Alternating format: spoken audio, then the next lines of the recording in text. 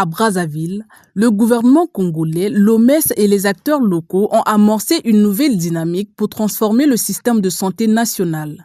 Leur objectif est d'instaurer une couverture sanitaire universelle et faire de la santé un véritable levier de développement. Réactivé après plusieurs années depuis sa création en 1984, le Conseil national de la santé revient au centre du dispositif national. Face à une double charge de morbidité, maladies transmissibles comme le paludisme et maladies non transmissibles en forte hausse, les autorités affichent leur ambition. Vous avez l'immense responsabilité de bâtir un cadre permanent d'analyse stratégique, de veille sociale et de proposition. Un cadre qui devra faire dialoguer les expertises et orienter les politiques publiques vers plus d'efficacité, de proximité et de résultats mesurables.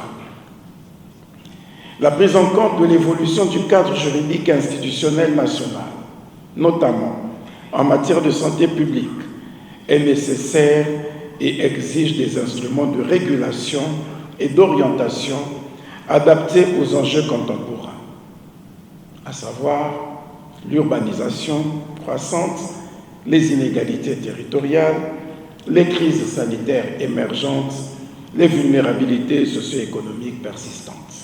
L'Organisation mondiale de la santé, principal partenaire technique, salue cette volonté politique.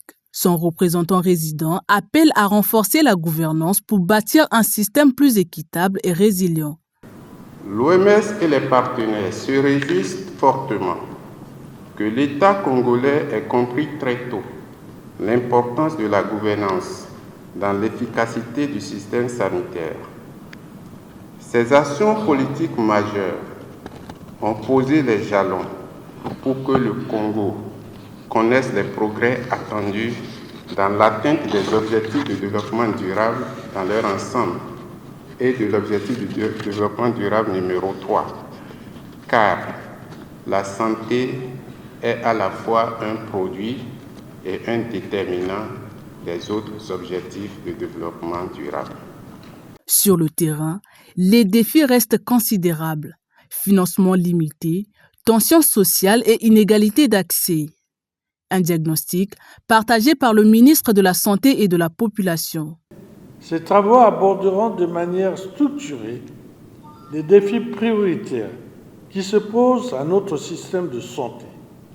Par conséquent, les recommandations et résolutions formulées porteront notamment sur les axes suivants.